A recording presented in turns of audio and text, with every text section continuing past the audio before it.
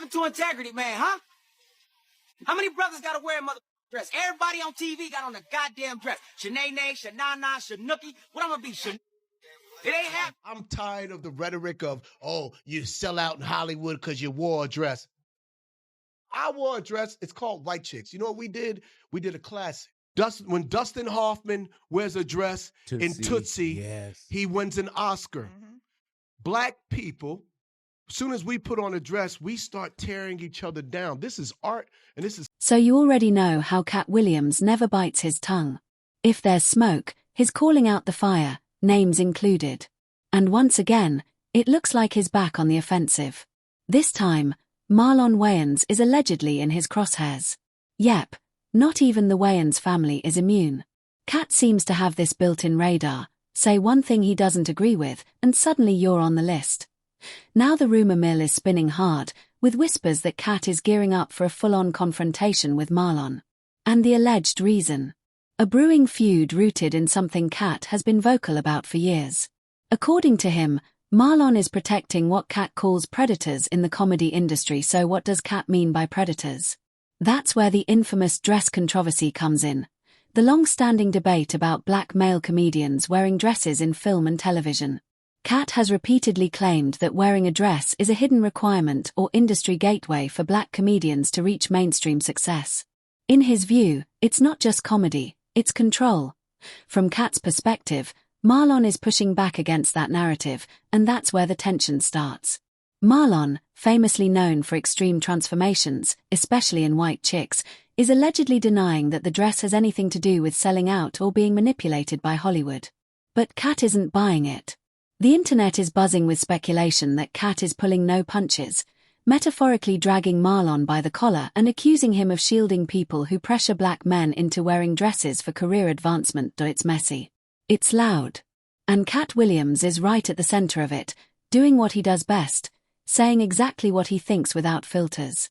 The tea is boiling, and comedy culture is watching closely. So what exactly did Marlon Wayans say that supposedly pushed Katt to this point? Marlon recently sat down with Big Boy and spoke openly about the entire dress controversy. And he didn't sugarcoat anything. He made it clear he's tired of the idea that wearing a dress in Hollywood somehow means you've sold your soul. His stance was blunt: I'm sick of this narrative. He pointed to White Chicks as a comedy classic and questioned why black actors get criticized for cross-dressing while white actors are praised for it. Marlon highlighted performances by Robin Williams, Tom Hanks, and Dustin Hoffman, asking why their roles are labeled as brilliant while black actors face backlash for doing the same thing. According to Marlon, it's a double standard, and black communities need to stop tearing each other down over it. To him, comedy is art. Acting is transformation. When Dustin Hoffman wears a dress and wins awards, it's considered genius, but when a black man does it, suddenly it's controversial. Marlon went further, calling out what he sees as a toxic mindset. He defended legends like Flip Wilson and Tyler Perry, saying that wearing a dress never diminished their talent or legacy. His message was about unity, embracing all forms of black humor instead of policing it. He urged minorities to stop feeding into division and instead celebrate the depth, range, and richness of black comedy. In Marlon's words, it's time to let go of the toxicity and lift each other up. Marlon also addressed a personal moment involving Katt Williams from years ago. Back when they were working on Behind the Smile, Katt criticized Marlon for not being a full-time stand-up comedian. At the time, Marlon wasn't focused on stand-up. He was acting. Katt reportedly encouraged him to try stand-up, even offering to share material, claiming he had hours of jokes ready to go. But Marlon declined. He respected the offer, but made it clear that if he ever did stand up, he'd write his own material. That decision caused friction. Katt later labeled Marlon a comedic actor rather than a comedian, drawing a line between stand-up comics and actors who do comedy. And that difference in perspective, about comedy, credibility, and the industry itself, might be the real root of this brewing tension. He says crazy stuff about me, but I don't take it negative. One time he said, Marlon Wayans ain't a real comedian. I said, okay. And this is about 10 years ago. Now here's the kicker. Marlon took that as a challenge, not a diss. He embraced it as an instead of getting defensive or taking it personal, Marlon chose to see it as an opportunity to level up. He admitted that at the time, Katt wasn't wrong, There was work to be done. So he locked in. Fast forward to now, and Marlon has been grinding non-stop, dropping comedy specials, hitting the road, and putting in real hours to sharpen his stand-up craft. He openly acknowledged that he's far better today than he was when Katt made that comment. Rather than letting the criticism weigh him down, Marlon flipped it into motivation. He used it as fuel, turning doubt into drive, pressure into progress. No bitterness, no resentment. Just growth. He made it clear there's no negativity in his heart, only love. According to Marlon, the Wayans family has always stood for positivity in the industry, wishing success and good energy for everyone, not beef. But once that interview dropped, not everyone was feeling Marlon's perspective. Some fans were quick to push back, and many rushed to defend Katt Williams. One fan commented that people were getting emotional and missing the core of what Katt was saying. If a man in Hollywood doesn't want to wear a dress, that decision should never stall or sabotage his career. Another fan added that Katt once said people who sold their souls spend the rest of their careers trying to convince everyone they didn't, and maybe the truth has been right in front of us the whole time, but we just chose not to see it. Hate Katt all you want, they said, but he didn't fabricate the trend of men wearing dresses in movies. That conversation didn't come from nowhere, and this is where Kevin Hart enters the chat.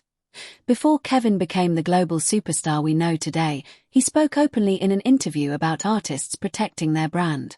He emphasized the importance of setting boundaries and knowing which lines you're not willing to cross. At that point in his career, Kevin was firmly aligned with his personal principles. No dress controversy, no confusion. When asked about wearing a dress for a role, Kevin was direct. He said he hadn't faced that situation, but he also stressed the importance of knowing your limits and standing on them. Protect the brand. Protect the image. Protect yourself. Kevin even shared that he once turned down a simple request to dribble a basketball on a talk show, not because he couldn't do it, but because he felt it would make him look foolish. To him, it wasn't about ego, it was about intentional choices. Definitely haven't ran into to put on a dress. I mean, you have to have boundaries. You have to have limits that you refuse. But here's where things take a turn. Just a year later, boom, Kevin Hart shows up in an SNL skit wearing a dress. The internet instantly caught it. Fans weren't amused, and the backlash came fast. Accusations started flying, selling out, switching up, being fake. People were like, hold on, weren't you just preaching about boundaries and protecting your brand? And to make it even messier, the skit involved their 9-year-old Oscar nominee Quentin Wallace, which only intensified the reaction. For a lot of fans, it felt like a contradiction they couldn't ignore. The same guy who once talked about knowing your limits had just crossed the very line he said artists shouldn't. That plot twist had people feeling some type of way. Fans called Kevin out, saying he did exactly what he warned against. The receipts were there, and social media made sure nobody forgot his earlier interviews. From their perspective, it wasn't about comedy, it was about consistency. Then Kevin addressed it, and flipped the narrative. He essentially did a full 180, walking back his earlier stance. Where he once said, "No way, I'm not putting on a dress," his tune had changed. This time, he explained that when the opportunity came around, he found the idea genuinely funny. And once it felt funny, once it felt right in that moment, he decided to go for it. You know what? I was actually one of those comedians that said, no, I wouldn't wear a dress. There's no way I would wear a dress. And then when proposed with the opportunity of what I felt was funny, I said, oh, that's funny. But here's where it gets tricky. Kevin goes into full defense mode and starts pushing back. He makes the argument that nobody forced Martin Lawrence to do Big Mama's House. Nobody forced Tyler Perry into Media.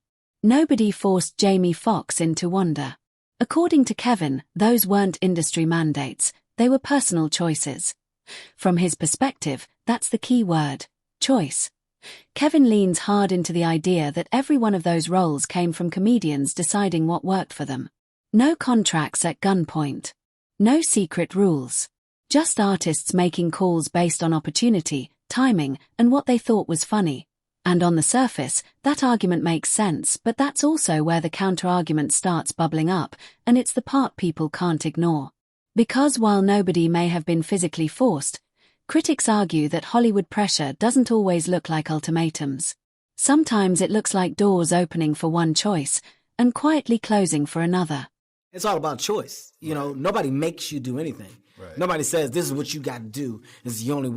And that's where people start pushing back even harder. That a lot of folks are saying it's not really about choice, because Kevin himself wasn't comfortable with the idea before the money started talking. Once the checks got bigger, suddenly the stance softened. To critics, that's when integrity starts sliding into the background. It's like money becomes this magical force, the kind that convinces people to do things they once swore they'd never do. Lines get blurred. Principles get flexible. And when that paycheck enters the conversation, people often end up revealing who they really are. That's why some people bring up Steve Harvey. Steve once said something that stuck with a lot of fans. He didn't dress it up or pretend otherwise. He straight up admitted, "Give me $10 million, and I'll embarrass myself all the way to the bank." No filters. No illusions. Just honesty. He openly acknowledged that for the right price, integrity becomes negotiable. Harsh. Yeah. But at least he said it out loud. And that blunt admission is exactly why people keep questioning this whole "it was just a choice" argument. Because when money enters the picture, choice doesn't always look as simple as it sounds. 10 million. For 4 million, I'll be all the can stand. Black people will be so embarrassed by my performance, you'll be sitting up there just going, "Look at this big lip son of a..." Now let's circle back to Kevin Hart. After he did the whole dress bit, his career didn't just grow, it exploded. Kevin went on to become the highest paid comedian in history, stacking money in a way few entertainers ever have. To a lot of people, it looked like that moment was the golden ticket. Debate integrity all you want, but at the end of the day, Kevin was laughing all the way to the bank. That's why some folks used to clown Katt Williams for his take on the industry. They said he was reaching, exaggerating, talking crazy. Even some of the people close to him didn't fully agree at first. Take Brandon T. Jackson, for example. Early on, Brandon didn't see things the way Katt did. But over time, his perspective changed. In a candid interview with Comedy Hype, Brandon openly admitted that he now understands what Katt was warning about. He spoke honestly about his experience wearing a dress alongside Martin Lawrence in Big Mama's house. Looking back, he didn't sugarcoat it. According to Brandon, that moment marked a turning point in his life, and not in the way people might expect. He said things started going wrong after he put on the dress. While the role brought increased exposure and visibility, it also came with consequences. Opportunities shifted. His personal life was affected. And the version of his career that existed before that moment never fully came back. For Brandon, the success came with a price, and it's that price that keeps this conversation alive. Everything went wrong, just like everything went right. Everything went wrong when I put on that dress. When asked to clarify what he meant by that turning point, Brandon made it clear it was a negative shift. Yes, his face was everywhere. His image was plastered on buses and billboards. But behind the scenes, his personal life was falling apart. According to him, it was a pretty horrible time. When the interviewer pressed for more detail, Jackson admitted he couldn't really articulate what he was going through back then. He compared it to being a baby who hasn't learned how to communicate yet. At that point in his life, he wasn't the seasoned stand-up comedian he is today, and he didn't have the tools to explain what was happening to him in real time. Looking back, Jackson revealed that during the Big Mama's house era, he met his daughter's mother, and from that moment on, his personal life became complicated. While his career was technically at its peak, everything else felt unstable. Success on paper didn't translate to peace in real life. He described the role as a kind of passing of the torch, playing Martin Lawrence's son, and noted that stepping into those kinds of roles seemed to come with unexpected consequences. When asked directly what went wrong with Big Mama's house, Jackson didn't dodge the question. In his opinion, the film just wasn't that good. He didn't call it a classic or a prolific project.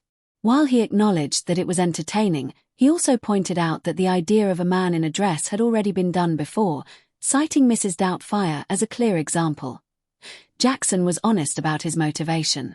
He said he took the role mainly for the money and the opportunity to work alongside Martin Lawrence. What didn't go right with Big Mama's? It was, first of all, no offense, that movie was, to me, wasn't a prolific film. Continuing the conversation, Brandon T. Jackson made sure to clarify one thing. His decision to wear the dress in Big Mama's house wasn't driven by money alone. Yes, the paycheck mattered. But more than that, he was hungry to make a major move in his career. At that point in his life, he saw the role as a breakthrough moment, a chance to level up and secure his place in the industry. He was young, ambitious, and eager to prove himself. The interviewer then shifted gears, pointing out that Brandon seems far more self-aware and awakened now than he was when he first stepped into Hollywood.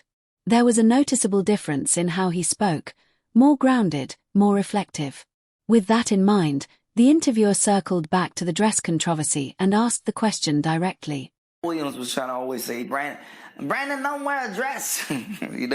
He called you, or is this? No, he was saying it in the media, so I thought he was heckling me. He was really trying to help me at the time. I didn't know that. I was immature. Brandon T. Jackson made it clear that his decision to wear the dress in Big Mama's house wasn't purely about money. He was eager to make a major move in his career, and the role seemed like a step up. When asked if he faced criticism at the time, Brandon revealed that, surprisingly, he didn't get backlash from the public, except from Katt Williams. Katt consistently advised him against it. At first, Brandon thought Williams was just heckling him. Later, he realized Katt was genuinely trying to protect him. Brandon admitted his own immaturity back then, feeling defensive about pursuing his career while getting guidance. Katt, in hindsight, was warning him about the potential pitfalls of getting into a dress role. Given his current mindset, the interviewer asked if any amount of money could sway him today. Brandon's answer was firm, no way. He reiterated that while the dress might have seemed like a career move, it came at a personal cost he wouldn't repeat. Brandon explained how the industry started pushing the dress idea after a scene in Lottery Ticket where he didn't wear one. He drew parallels to Tupac's experience, noting that when someone is seen as too real, the industry attempts to control that authenticity, sometimes by trying to place them in a dress. On the cultural side, Brandon shared his perspective. Wearing a dress wasn't part of his background. External pressures to conform felt like a curse for him, and it negatively affected his life and career. Despite all the challenges, he stood firm, emphasizing that everyone should make choices based on their culture and beliefs. The conversation then turned to other comedians.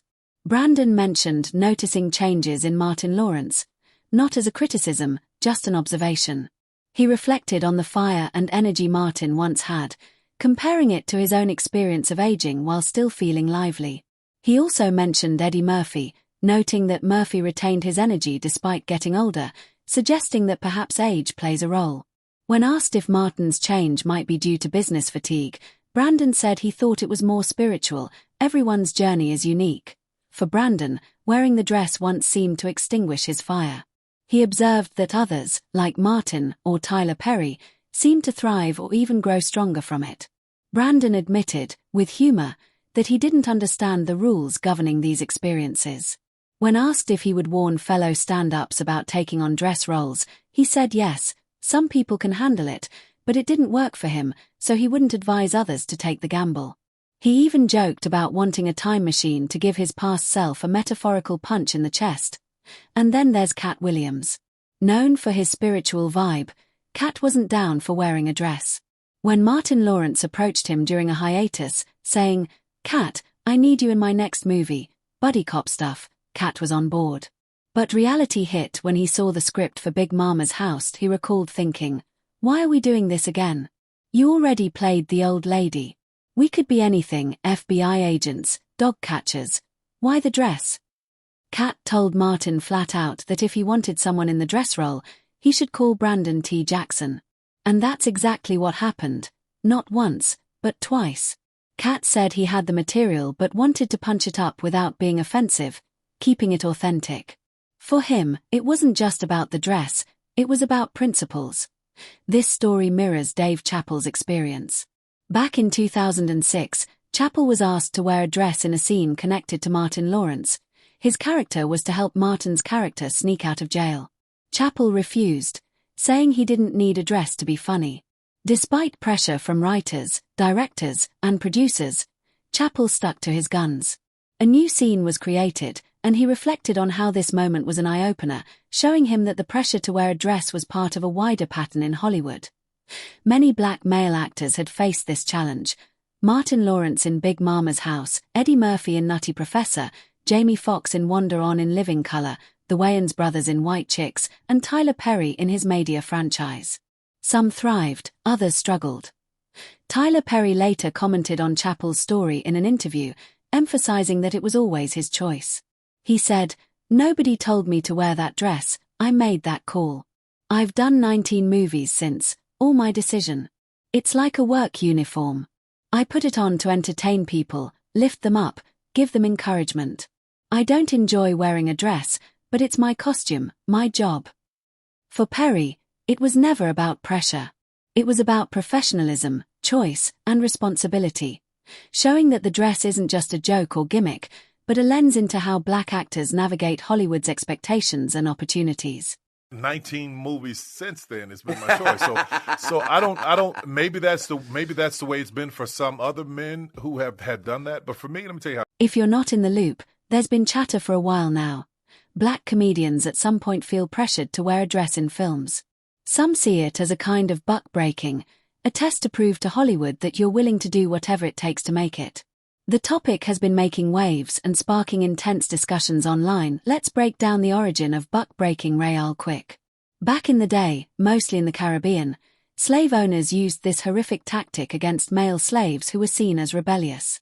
Picture this. The enslaved man would be forced to drop his pants, bend over a tree stump, and then get whipped, all while his wife watched. The goal? To weaken him, break his spirit, and prevent resistance. Yeah, it's heavy. Fast forward to today, and some people see a similar vibe in Hollywood. Strong black men end up in dresses on screen, and the comparison is made that it's like a modern, symbolic version of that old trauma. It messes with your head, especially for kids watching their role models. It's like a mind game, performed in front of fans, family, and the world. Notice the pattern. Hollywood tends to bring in these strong, masculine black men first. This isn't about sexual orientation or style. We're talking straight black men, confident and commanding. And then, over time, the image shifts once they're in the industry.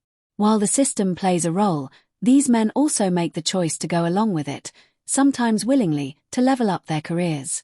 The industry asks, how bad do you want it?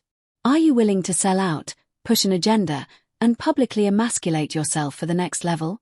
And now, times have changed, it's a choice. Despite all that, it looks like Marlon Wayans is taking the high road when it comes to Katt Williams. In an interview, Marlon laid it out clearly. In the stand-up world, we're all in this together, like a fraternity, a brotherhood. He said he doesn't care about other people's opinions. Art is art. He doesn't air dirty laundry in public. If there's an issue, he handles it directly. To him, it's a gentleman's game, and he wants to keep it that way. Marlon emphasizes the brotherhood vibe, making it clear he won't police other comedians' choices, but he still shows love and respect for Katt. It's like his saying, Katt's going to be Katt, that crazy cousin at the barbecue, just doing his thing. Marlon acknowledges Katt's brilliance, giving props for his specials and his business moves, respecting the talent and the grind. Here's the twist. It doesn't seem like Katt is returning the same warmth. While Marlon stays cool, Katt might not be feeling the love in the same way. What do you think about all this? Drop your thoughts in the comments, and we'll catch you in the next video.